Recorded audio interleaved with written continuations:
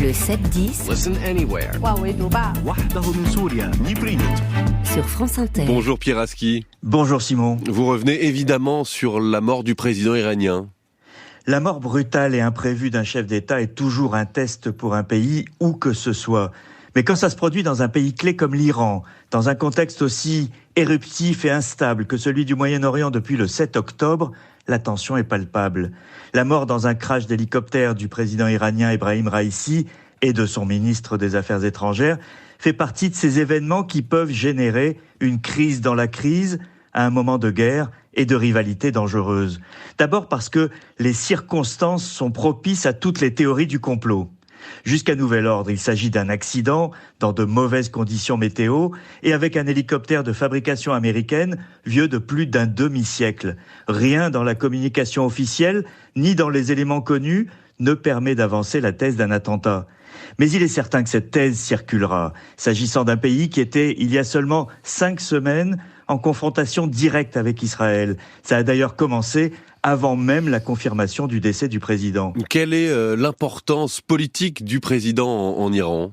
Alors il faut entrer dans la complexité du pouvoir iranien, Simon. Un système unique, théocratique. Le président élu n'est pas le numéro 1 en Iran. C'est le guide de la révolution, actuellement l'ayatollah Ali Khamenei, qui est le chef suprême de l'Iran. Le président dirige l'État, mais il a une autorité limitée et en réfère au guide pour les questions les plus importantes, comme la sécurité nationale.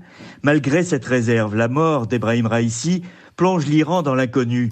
D'abord parce qu'il était considéré comme le favori pour le remplacement du guide à sa disparition dans un processus complexe de succession. Ali Khamenei a 85 ans et une santé fragile, et la question de sa succession obsède l'Iran depuis des années. À 63 ans, Raïssi appartenait à l'aile dure du régime et il avait succédé en 2021 à Hassan Rouhani, considéré lui comme un réformiste, même si ces termes sont à prendre avec précaution.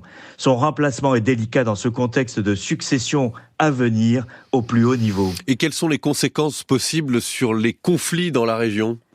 Alors ce crash plonge la région dans une imprévisibilité accrue. L'Iran est un acteur clé de l'équation régionale en tant que parrain de plusieurs des protagonistes des guerres multiples en cours. Celle que mènent les Houthis du Yémen en mer Rouge, celle qui oppose le Hezbollah libanais à Israël et qui menace toujours de se transformer en guerre ouverte. Et Téhéran soutient le Hamas palestinien, même s'ils n'ont pas les mêmes liens historiques.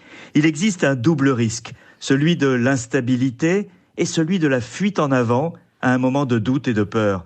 La gestion diplomatique et politique des prochains jours sera déterminante. Enfin, n'oublions pas la situation intérieure iranienne avec la répression féroce du mouvement des femmes, des centaines de victimes et des condamnations à mort. Là encore, le risque le plus grand est celui d'une fuite en avant d'un régime qui a perdu le contrôle d'une partie de sa jeunesse. C'est la légitimité du régime qui se joue et la disparition brutale du président la rend plus fragile encore.